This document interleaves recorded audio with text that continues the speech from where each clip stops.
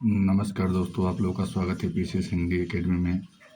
दोस्तों, आज मैं आप लोगों को कक्षा 11 की एनसीईआरटी भौतिक पर्यावरण का अध्याय नंबर 5 पढ़ाऊंगा। दोस्तों, अध्याय का नाम है प्राकृतिक वनस्पति। क्या आप कभी पिकनिक के लिए जंगल गए हैं? अगर अगर आप शहर में रहते हैं तो अवश्य ही पार्क गए होंगे। अगर आप गांव में रहते हैं तो आम आम अमरूद या नारियल के बगीचे में गए होंगे। आप प्राकृतिक मानव रोपित वनस्पति में कैसे अंतर करते हैं। जो पौधे जंगल में प्राकृतिक परिस्थितियों में फलता फूलता है, वही पेड़ आपके बगीचे में मानव देख रेख में उगाया जा सकता है। प्राकृतिक वनस्पति से अभिप्राय है उसकी पौधे समुदाय उस प्राकृतिक वनस्पति से अभिप्राय है उसकी पौधा समुदाय से है, जो लंबे समय तक बिना किसी बाहरी हस्तक्षेप के उगता है और किसी विभिन्न प्रजाति वहाँ पाई जाती हैं और इसकी विभिन्न प्रजाति वहाँ पाई जाती हैं। पाई जाने वाली मिट्टी और जलवायु की परिस्थितियों में यथासंभव स्वयं को ढाल लेती है। भारत में विभिन्न प्रकार की प्राकृतिक वनस्पतियाँ पाई जाती हैं। हिमालय पर्वत पर शीतोष्णकटिबंधीय वनस्पति उगती है। पश्चिमी घाट तथा अंडमान निकोबार द्वीप के समूह में उपोष्णकटिबंधीय वर्षावन पाए जाते हैं। डेल्टा क्षेत्र में उष्णकटिबंधीय मैंग्रोव तथा राजस्थान के मरुस्थलीय में अर्ध मरुस्थलीय क्षेत्रों में विभिन्न प्रकार की झाड़ियाँ, कैक्टस और कांटेदार वनस्पतियाँ पाई जाती हैं। मिट्टी और जलवायु विभिन्नता के कारण भारत में वनस्पति क्षेत्रीय भिन्नता पाई जाती है। प्रमुख वनस्पति इस प्रकार तथा जलवायु परिस्थिति के आधार पर भारतीय वनों को निम्न प्रकारों में बांटा जा सकता है। पहला, वनों के प्रकार। उष्णकटिबंधीय सदाबहार एवं अर्ध सदाबहार वन, उष्णकटिबंधीय पर्णपाती वन, उष्णकटिबंधीय कांटेदार वन, पर्वतीय वन, बेलांचली एवं अनुपम वन, उष्णकटिबंधीय सदाबहार एवं अर्ध सदाबहार वन। ये वन पश्चिमी घाट की पश्चिमी ढाल एवं उत्तरी पूर्वी क्षेत्रीय पहाड़ों की ओर अंडमान निकोबार द्वीप समूह में पाए जाते हैं। ये उष्णकटिबंधीय आर्द्र प्रदेशों में जहाँ पाए जाते हैं, जहाँ वार्षिक वर्षा 2 सेंटीमीटर से 200 सेंटीमीटर से अधिक है और औसत वार्षिक वर्षा तापमान 20 डिग्री सेल्सियस से अधिक रहता है। उष्णकटिबंधीय वन सघन और पत्ते वाले होते हैं, जहाँ भूमि के नजदीक झाड़ियाँ और बेलें होती हैं। इसके ऊपर छोटे कद वाले पेड़ और सबसे ऊपरी लंबे पेड़ होते हैं। इन वनों में वृक्षों की लंबाई 60 मीटर है या उससे भी अधिक हो सकती है, क्योंकि इन पेड़ों में पत्ते, झाड़, फूल, आने वाले फल उगते समय अलग अलग, इसीलिए ये वर्ष भर हरे भरे दिखाई देते हैं। इनमें पाई जाने वाली वृक्ष प्रजातियां रोजवुड, महोगनी, एनी और एम भी है। अर्ध सदाबहार वन इन्हीं क्षेत्रों में अपेक्षाकृत कम वर्षा वाले भागों में पाए जाने वाले वन सदाबहार और अर्धपर्णपाती वनों के मिश्रित रूप होते हैं। इनमें कुछ प्रजातियां सैंडाई, होलक और कैली हैं। अंग्रेज भारत में वनों की आर्थिक महत्ता को समझते थे, इसीलिए उन्होंने यहाँ बड़े पैमाने पर दोहन शुरू किया। इससे वनों की संरचना भी बदलती चली गई।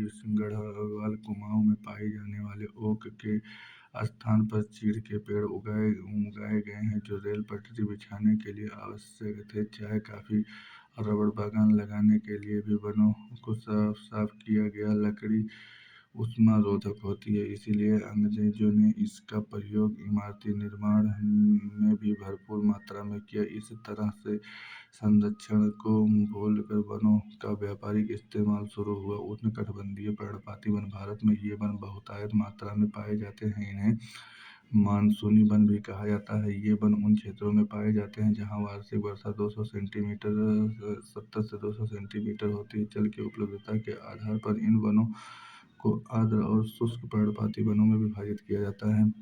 आर्द्र पर्णपाती वन उन क्षेत्रों में पाए जाते हैं जहाँ 100 सेंटीमीटर से 200 सेंटीमीटर होती हैं। ये वन उन पूर्वी राज्यों, हिमालय के गिरिपथ, पश्चिमी घाट के पूर्वी घाट के ढालों ढालों में उगते हुए सागवन, साल, शीशम, हुर्रा, महुआ, आंवला, सेमल, कुसुम और चंदन आदि प्रजाति के वृक्ष इन वनों में पाए जाते हैं। शुष्क पर्णपाती वन देश के उन विस्तृत भागों में मिलते हैं जहाँ वर्षा 70 सेंटीमीटर से 100 सेंटीमीटर होती है। आर्द्र क्षेत्रों की ओर ये वन आर्द्र पर्णपाती और शुष्क क्षेत्रों की ओर कांटेदार वनों में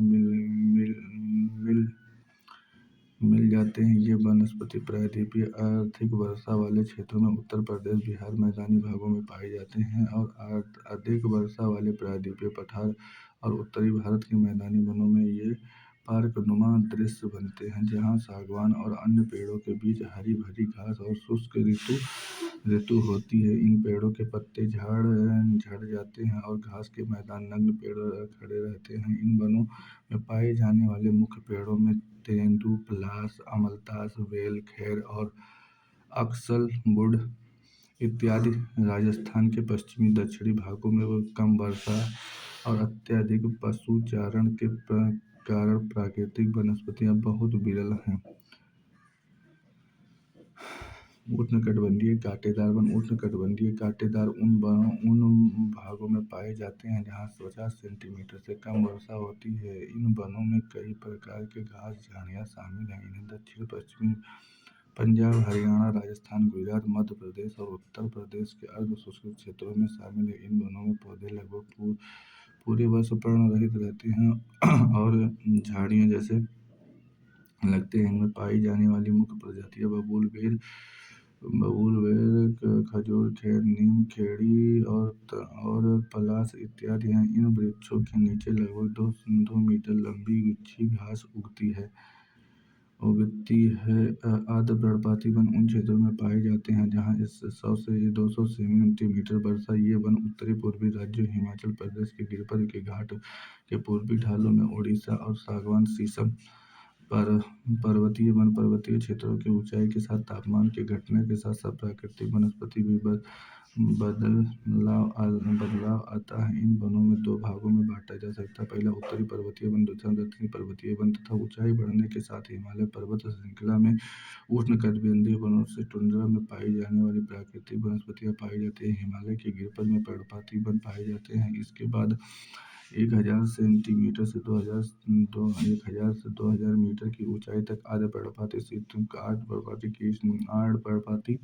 शीतोष्णकटिबंधीय वन पाए जाते हैं। उत्तर पूर्वी भाग की उत्तरी पहाड़ी श्रृंखलाओं और पश्चिम बंगाल के उत्तरांचल में पहाड़ी इलाकों में चौड़े पत्तों वाले ओक और चेस्टनट जैसे सदाबहार पर पाए जाते हैं। क्षेत्र में 1500 से 1700 मीटर की ऊंचाई पर व्यापारिक महत्व वाले चीड़ के वन पाए जाते हैं। हिमालय के पश्चिमी भाग में बहुमूल्य वृक्ष पाए जाते हैं। देवदार के वन पाए जाते हैं। देवदार लकड़ी अधिक मजबूत होती है और निर्माण कार्य में प्रयुक्त होती है।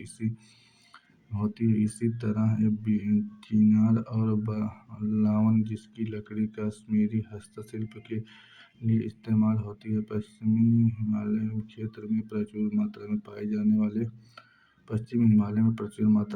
जाने वाली ब्लू पाइन और स्प्रूस 2225 से 3000 मीटर की ऊंचाई पर पाए जाते हैं। इस क्षेत्र में कई स्थानों पर शीतोष्णकटिबंधीय घास भी उगती हैं और इससे अधिक ऊंचाई में अल्पाइन वन चारागाह पाए जाते हैं, जो 3000 से 4000 मीटर की ऊंचाई पर silver fir, junior pine, birch और रोडेनॉड आदि वृक्ष मिलते हैं। जो वृक्ष प्रवास करने वाले समुदाय जैसे गुज्जर, बकरवाल, गद्दी, भूटिया इन चारागाहों का पशु चारण के लिए भरपूर उपयोग करते हैं। शुष्क उत्तरी ढालों की तुलना में अधिक वर्षा वाले वनों में हिमालय ढालों के दक्षिणी अधिक वनस्पति पाई जाती हैं। अधिक ऊंचाई वाले भागों में टुंड्रा वनस्पति जैसे मास व लाइकेन आदि पाई जाती है। दक्षिणी पर्वतीय वन मुख्यतः प्रायद्वीपीय भागों में 3 भागों से मिलकर बनी है: पश्चिमी घाट, विंध्याचल और नीलगिरी पर्वत श्रृंखला। चूंकि ये श्रृंखलाएं उष्णकटिबंधीय में पहाड़ी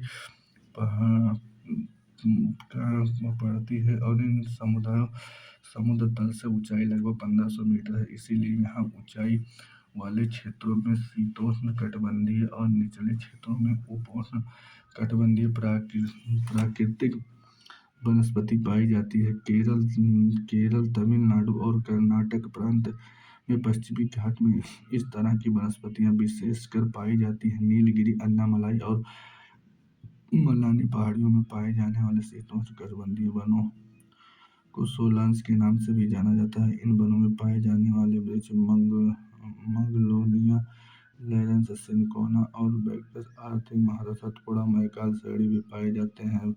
बेलांचली व अनूप वन भारत के विभिन्न प्रकार के आर्द्र अनूप वन आवास पाए जाते हैं। इसके 70% भाग चावल की खेती के लिए की जाती है। भारत में लगभग 39 लाख हेक्टेयर भूमि और ओडिशा, चिलिका और भरतपुर केवलादेव राष्ट्रीय पार्क अंतर्राष्ट्रीय महत्व आर्द्र भूमि के अधिवेशन रामसर अधिवेशन के अंतर्गत रक्षित एकजुट आवास है। अंतर्राष्ट्रीय अधिवेशन में संयुक्त राष्ट्र के सदस्य देशों के बीच एक समझौता हुआ। हमारे देश की आर्द्र भूमि को 8 वर्गों में रखा गया है, जो इस प्रकार दक्षिण के दक्कन पठार में जलाशय और दक्षिण पश्चिमी तटीय क्षेत्र में लैगून व आर्द्र भूमि है। राजस्थान, गुजरात और कच्छ की खारे जल वाली प्रकृति में गुजरात, राजस्थान के पूर्वी केवलादेव राष्ट्रीय पार्क और मध्य प्रदेश की ताजा जल वाली झीलें, जलाशय व भारत के पूर्वी तट पर डेल्टाई आर्द्र भूमि, लैगून, चिल्का झील आदि। गंगा के मैदान में ताजा जल वाले कच्छ क्षेत्र में ब्रह्मपुत्र घाटी में बाढ़ के मैदान, उत्तर व उत्तरी पूर्वी में हिमालय के गिरिपथ के कच्छियों में अनूप क्षेत्र में कश्मीर और लद्दाख के पर्वतीय झीलों और नदियां, अंडमान निकोबार द्वीप समूह के द्वीपों के मैंग्रोव वन और आर्द्र वन क्षेत्रों में मैंग्रोव, लवण, ज्वारीय, संकरी, खाड़ी मैदान व ज्वार नदमुक्त तटीय क्षेत्रों पर उगते हैं। इनमें बहुत से लवण से भी प्रभावित होने वाली पौधे होते हैं। ये बंधे जल में ज्वारीय प्रवाह की सकरी खाड़ियों, आड़े, तिरछे ये वन विभिन्न किस्म के पक्षियों के आश्रय प्रदान करते हैं। भारत में मैंग्रोव का 6740 वर्ग किलोमीटर मीटर में फैली है। जो विशेष से मैंग्रोव क्षेत्र में 7% है। ये अंडमान निकोबार द्वीप समूह और पश्चिम बंगाल के सुंदरबन डेल्टा में अत्यधिक विकसित है। इसके अलावा ये महानदी गोदावरी, कृष्णा, कावेरी के डेल्टाई भागों में पाए जाते हैं। इन वनों में बढ़ते अतिक्रमण के कारण इनका संरक्षण आवश्यक हो गया है।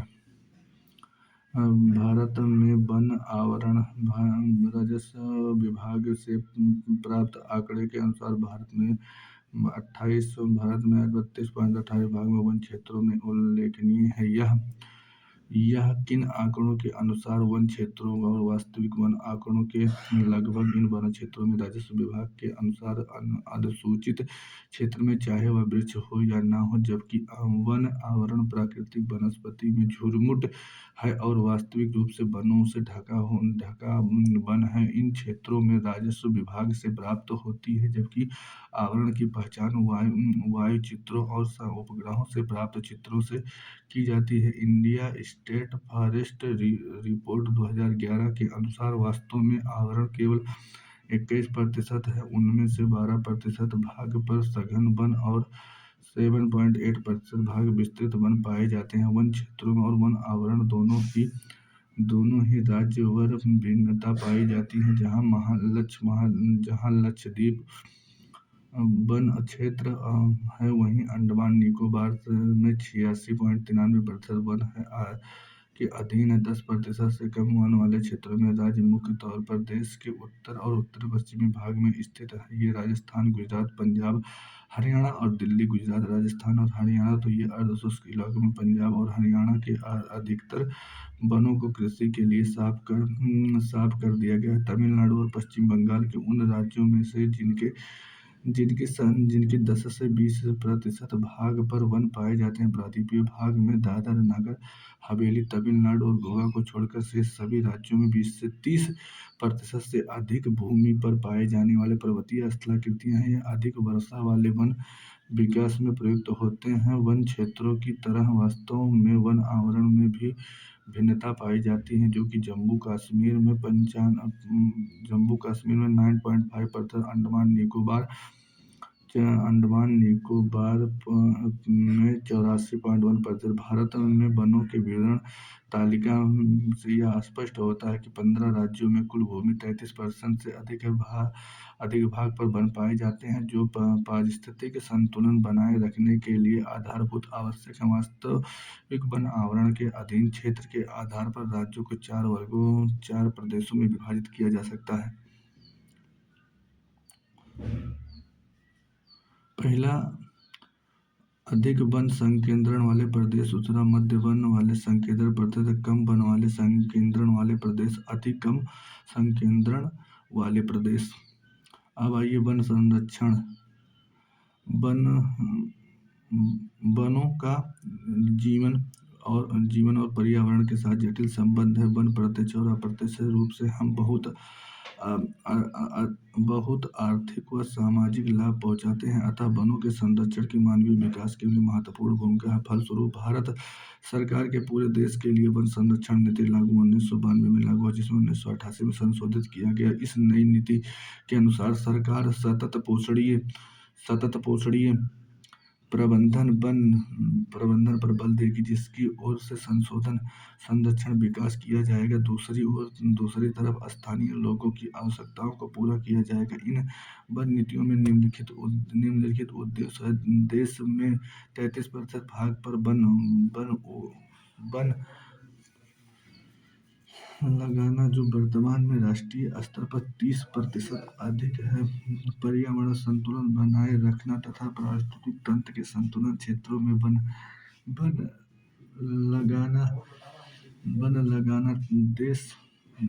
लगाना देश में प्राकृतिक धरोहर, जैव विविधता तथा आनुवंशिक मूल्य के संरक्षण में मृदा अपरदन और मरुस्थलीय रोकना तथा बाढ़ व सूखा नियंत्रण।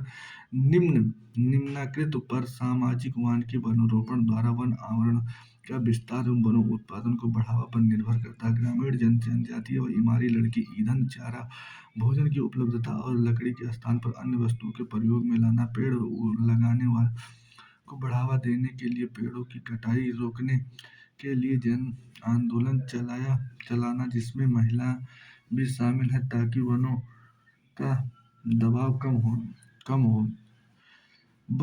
इन संरक्षण नीति के अंतर्गत निम्न कदम उठाए गए हैं। सामाजिक वानिकी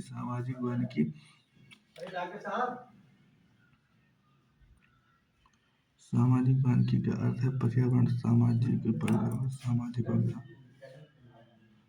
व ग्रामीण विकास में मदद के उद्देश्य में वनों का प्रबंधन और सुरक्षा तथा ऊसर भूमि में वनारोपण। राष्ट्रीय कृषि आयोग 1976 से 1979 में सामाजिक वानिकी को 3 भागों में बांटा गया है: शहरी वानिकी, ग्रामीण वानिकी और भ्रम वानिकी। शहरों और उनके इर्द गिर्द निजी व सामाजिक भूमि में हरित पट्टी, पार्क, सड़कों के साथ जगह जगह पर औद्योगिक व्यापारिक स्थलों में वृक्ष लगाना और उनका प्रबंधन शहरी वानिकी के अंतर्गत आता है। ग्रामीण वानिकी में कृषि वानिकी और समुदाय कृषि को बढ़ावा दिया जाता है।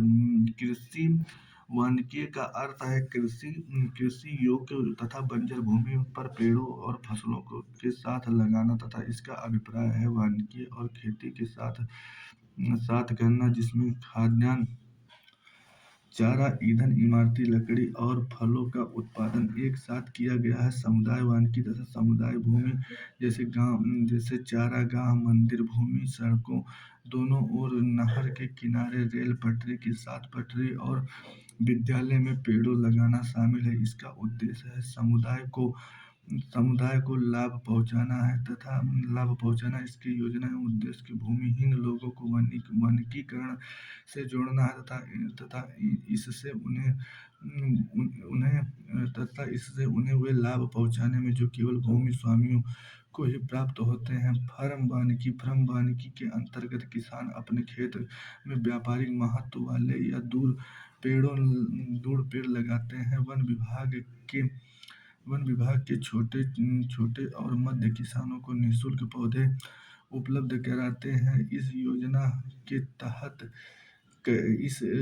तहत कई तरह की भूमि जैसे खेतों की मेड़े, चारागाह, घास स्थल, घर के पास खड़ी पड़ी खाली जमीन और पशुओं के बेड़ों को में भी पेड़ लगाए जाते हैं। वन प्रणाली आपने चिड़ियाघर के पिंजरों में जंतु और पक्षी दोनों देखे होंगे। भारत में वन्य प्रणाली एक महान प्राकृतिक धरोहर है। यह अनुमान लगाया गया है कि विश्व के ज्ञात पौधों और प्राणियों की किस्मों के 4 से 5% किस्में भारत में पाई जाती हैं।